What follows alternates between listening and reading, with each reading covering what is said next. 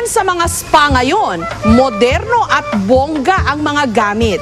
Pero makaluma pa rin ang paraan ng pamparelax. Meron diyang nagbababad sa kawa na may mainit na tubig. Yung iba naman, nagpapabalot sa dahon ng saging. At meron pang nagpapakagat sa isda. Patok sa mga turista ang rumaragasang tubig ng Tibiao River sa probinsya ng Antique. Dito raw masusukat ang iyong lakas at tapang kung kaya mong makipagsabayan sa puwersa ng kalikasan. Ang magbabarkadang Crizel, Bambol at Paul, sinagupan nila ang agos ng ilog gamit ang mga kayak.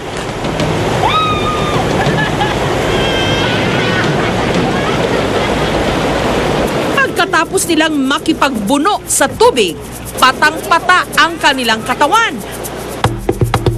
Kailangan daw muna nilang mag-relax at mag-recharge ng enerhiya. Ang good news, hindi na nila kailangan pang magpakalayo. Ang mga higanting kawang ito, sinimulan ng pinaapuyan, pero hindi pagkain ang ilalagay rito. Sa halip, sina Crizel, Bambol at Paul mismo ang isinalang. Ito ang Kawa Hot Bath ng Tibiao.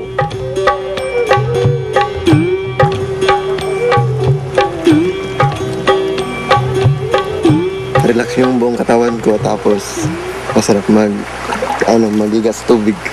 First time mo, so amazing na nasa loob ka ng isang kawa. Tapos mainit yung tubig, parang linuluto.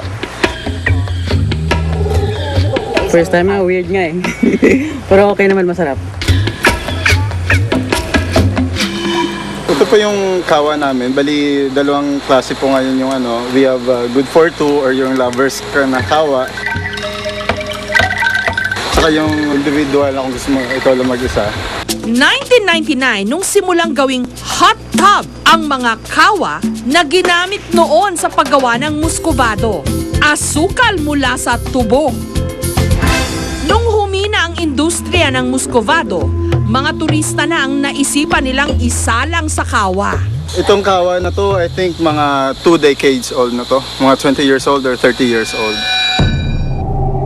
At dahil laganap na rin lang daw ang mga kwento tungkol sa mga kababalaghan sa kanilang probinsya, naisipan na lang ng mga residente na sakyan na lang ang mga kwento-kwentong ganito.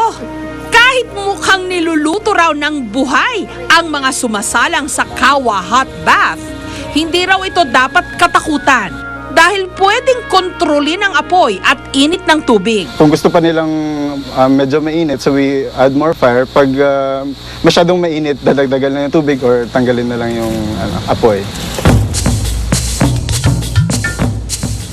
Kada kawa, pwedeng rentahan ng 100 piso lang para sa unlimited na pagsalang.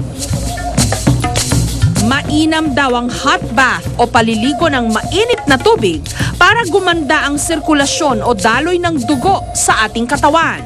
As soon as you feel the heat, the blood vessels start to relax. Tapos kung relax ng blood vessels, you feel relaxed also because circulation is improved. Pero hindi lang Kawa Hot Bath ang ipinagmamalaki ng mga tiga-Tibiao. Pati na rin ang kanilang mga lokal na isda. Kayang-kaya rin daw tapatan ng mga isda ang ginhawang hatid ng mga spa.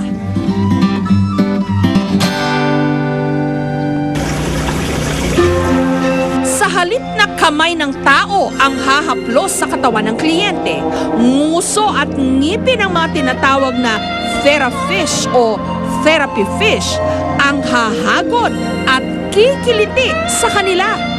Ginangat-ngat kasi ng mga therafish ang dead skin cells o patay na balat sa katawan.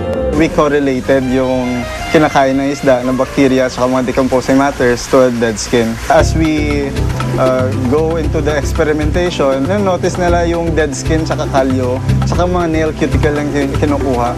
Pag malinis na yung paa natin, lumalayo na yung isda. Ang pamilya Lopez, dito sa Tibiao Fish Spa, regular na nagbabanding. Hindi lang daw paa ang pwede nilang ipangat-ngat sa mga isda, kundi pati buong katawan.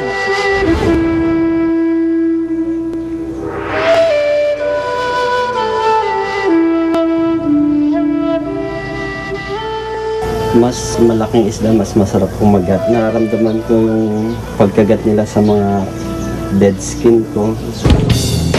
Nahahati sa 3 grupo ang mga isda, depende sa laki. Kaya pwedeng pumili ang kliyente ng tamang sukat o laki ng isdang gusto niyang umatake sa kanya. Ito po para sa stage 1 or the beginner tank, stage 2 or the intermediate tank, at ito naman po yung mga pinakamalaki, stage 3 for the extreme tank. Kapag mas malaki raw kasi ang isda, mas malalaki rin ang ngipin nito. Kayang-kayang magtanggal pati ng mga kalyo. Very soothing. Sarap sa pakiramdam. Ibang klaseng spa to. Kasi nature ang gumagawa sa'yo, isda. Iba pag isda nang gumagawa kaysa sa kamay ng tao, di ba?